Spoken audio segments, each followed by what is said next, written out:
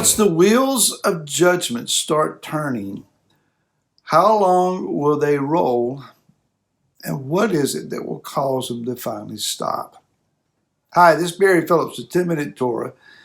Day number 4 of the Torah portion, Pinchas. In Bamidbar, Numbers chapter 26, verse number 1, there's just a phrase here, the opening phrase of the first verse I'd like to share. And it came to be, and hear the phrase, after the plague. It's a sad statement. It's a very sad statement. And it would seem that from this point on, in the narrative that we read, the process of judgment against Israel in the wilderness comes to a conclusion. There's no more chorus, no more earth opening up and swallowing people, no more fire running out rampant and consuming people. It doesn't appear to be any more serpents biting and killing people. It's not that the people are perfect, and it's not that they are altogether ready for everything that is in front of them. But in this long succession of detrimental, negative, consuming, judging events, we finally take a deep breath and figure out that part's over. At least it would seem. After the plague, what follows is a census, and it would be, and most of our estimation in reading this is that we are totaling again the fighting force of Israel. There's a couple things here. One, you would expect that the next thing on the agenda then would be an attack. We're getting ready to hit somebody. We're ready to attack someone. But what follows is a dividing up of the land. The second thing that we see that is in the tribe of Shimeon, they have, from the first census to this census, seemingly lost 37,100 men. They've gone from 59,300 in the first census down to 22,200 in this one.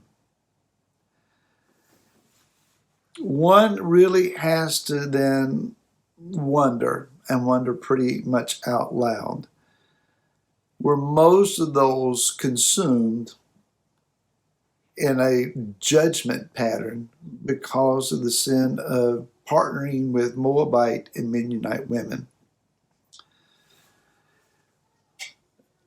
Why? Why are we so susceptible to the things that we are and that destroy us?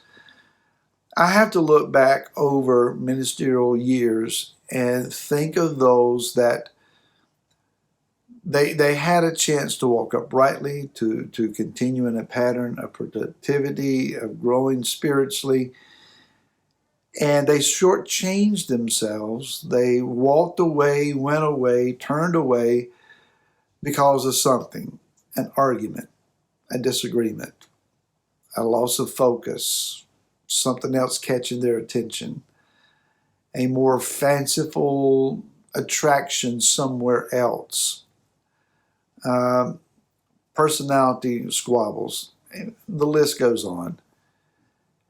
Why do we lose out? And it's not that they were only righteous if they stayed with us or remain affiliated with myself. But people lose out. They still end up staying home. They end up being somewhere else where they're not growing, not prospering. End up out of sorts because of something. What is it that would ensnare you? What is the sin that so easily besets you, as the writer of Hebrews says? What is it that attracts you that is your stumbling block? Why would you lose out? When we talk about dividing up the land, the principle involved here seems to be Yah will only give to us that which we're capable of defending. So to the larger tribes, a larger portion was given. To those most capable of defending a large territory, the larger territory was granted. If we don't have an ability to hold on to and defend that which we're asking for, it's probably not going to be given. I'm sorry. And I say that into my own hearing. Why are some of our prayers not answered? Yah, why has the increase not come? I have to ask myself that. And it could be because I'm not prepared, or we're not prepared to hold on to and to properly facilitate and be fruitful with the increase. Yah is not interested, I don't think, in just giving us greater quantities of whatever we're asking for, greater qualities of whatever we're asking for, simply because we want it. He's looking to invest in us those things that we can be fruit-bearing with, honoring to Him with. And so if we're only going to heap it upon ourselves and amass a greater quantity of something for the sake of having it, it's waste. So Israel was being positioned in their inheritance according to perhaps then their ability to defend, which leads us down a little bit of another path. Rav Shaul writes that the weapons of our warfare are not carnal, but they're mighty through Elohim to the pulling down of strongholds. 2 Corinthians 10. When we examine that idea, and we further recognize from Ephesians chapter 6 that those that we're fighting against are spiritual in nature, then we need to understand that what is being entrusted to us and requiring our defense is not just physical things, but probably and more primarily spiritual. Your enemy, your adversary, is not those that disagree with you on political matters or economic matters or lifestyle matters or interpretation matters. It's that they're not your enemy. The news, if it captivates us, if that's what is driving us and our daily focus, who we're listening to, reading after, what information we're trying to absorb, if that's your worldview and focus, then you're most likely going to be fighting the wrong fight.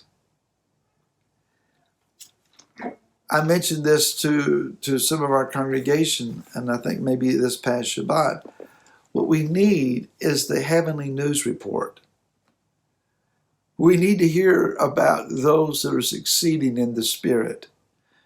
We need to hear about those that are being redeemed and healed and raised up, and the power of Yah being displayed and forces of darkness that are being pushed back, not because somebody voted a certain way, but because people prayed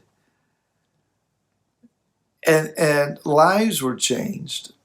The members of the political parties in your area or on the national level, they may remain the same.